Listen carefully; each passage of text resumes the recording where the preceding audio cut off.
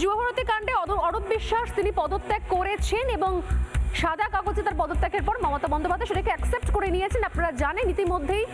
এবং এরপর যেটা হচ্ছে এই মুহূর্তে ব্রেকিং নিউজ, তা হচ্ছে দায়িত্ব থেকে তাকে অব্যাহতি দেওয়ার প্রসেসও শুরু হলো বলে খবর পাচ্ছি আমরা। এই মুহূর্তে ব্রেকিং নিউজ, যুবভারতী কাণ্ডে অরূপ বিশ্বাস পদত্যাগ করেন। আজ বিকেলে পদত্যাগের পর এই মুহূর্তে প্রস্তুতি শুরু হলো তাকে অব্যাহতি দেওয়ার।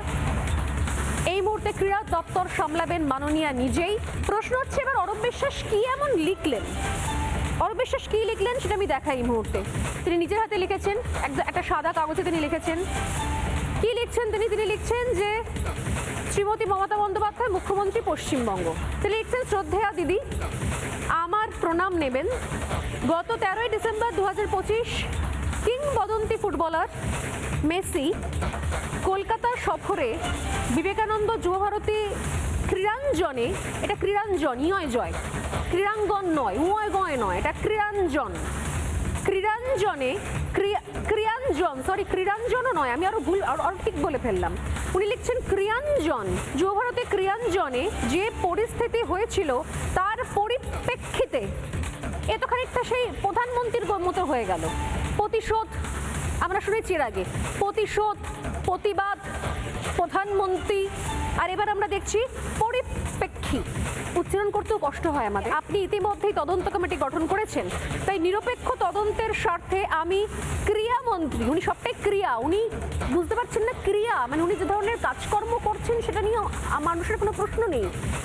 ক্রিয়া, ক্রিয়াপদ, সেগুলো নিয়ে আমাদের কোনো প্রশ্ন নেই। আমাদের প্রশ্ন ক্রীড়া নিয়ে, মানে খেলা। ওনার কি কাজকর্ম রয়েছে আর যে ক্রীড়া, সে খেলা, দুটো এক বিষয় নয়। অরূপ বাবু মহাশয় হয়তো গুলিয়ে ফেলেছেন, হয়তো মানসিক চাপে রয়েছেন। কি করা যাবে, এখন আমাদের মন্ত্রী বলে কথা, আমাদের সেটা সেই চাপটা আমাদেরকেও ফিল করা উচিত, আমাদেরও ফিল করা উচিত।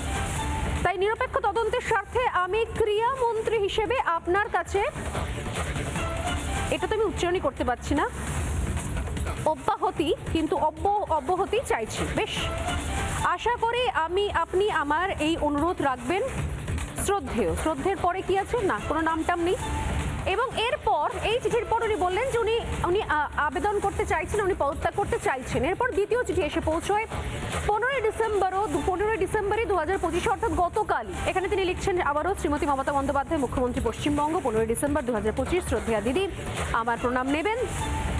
আচ্ছা, আমার প্রণাম নেবেন এরপর একটা এক্সক্লেমেটরি দিয়েছেন, মানে কি বিস্ময় রয়েছে নাকি? হ্যাঁ, আমার প্রণাম নেবেন।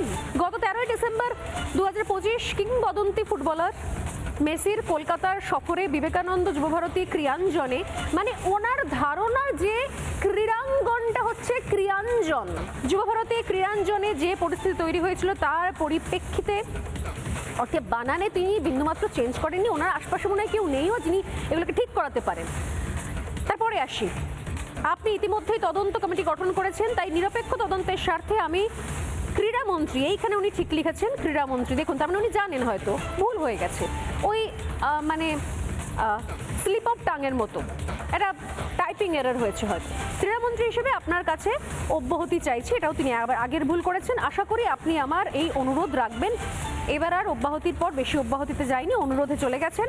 শ্রদ্ধান্তে অরূপ বিশ্বাস। এবং অরূপ বিশ্বাসের এই চিঠি দুখানা পাওয়ার পর মাননীয় নিঃসন্দেহে আবেগতাড়িত হয়ে পড়েন। এই চিঠি পড়ার পর তিনি হয়তো ইমোশনাল হয়ে পড়েন এবং তারপর তিনি এটাকে অ্যাকসেপ্ট করে নেন। তাই আপাতত ক্রীড়ামন্ত্রী থেকে তাকে অব্যাহতি দেওয়া হলো। এবার তাহলে সঠিক তদন্ত হবে, মানে 7 খুন মাফ হয়ে গেল, পদত্যাগ হয়ে গেল, মানে 7 খুন মাফ, অল ডান। নিরপেক্ষ তদন্তের জন্যে পদত্যাগ করার কি আছে?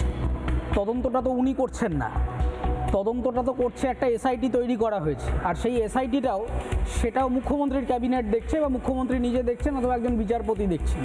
তাহলে ওনার পদে থাকা বা না থাকার সাথে তদন্তের নিরপেক্ষতার সম্পর্কটা কি? পদে থাকলে সেটা নিরপেক্ষ হবে না, পদ থেকে চলে গেলে সেটা নিরপেক্ষ হয়ে যাবে, এটা একটা ভাঁওতাবাজি। শেষ করার আগে একটা কথাই বলবো যে মাননীয় এই সমস্ত নাটকগুলো বন্ধ করে মানুষের জন্য তাদের হকের টাকাটা অবিলম্বে ফেরত দেওয়ার ব্যবস্থা করুন। আর আপনি পদত্যাগ কবে করছেন, যদি সময় সুযোগ হয় সেটা তাহলে কখনো জানাবেন। সময় একদম শেষ, একটা ছোট্ট বিরতি নিয়ে ফিরে আসছি, সঙ্গে থাকুন। নানা ধরনের কন্টেন্ট দেখার জন্য লাইক করুন, শেয়ার করুন আমাদের ফেসবুক পেজ, সাবস্ক্রাইব করুন আমাদের ইউটিউব চ্যানেল। পাশাপাশি অন্যান্য ব্রেকিং নিউজের জন্য অবশ্যই চোখ রাখুন রিপাবলিক বাংলায়।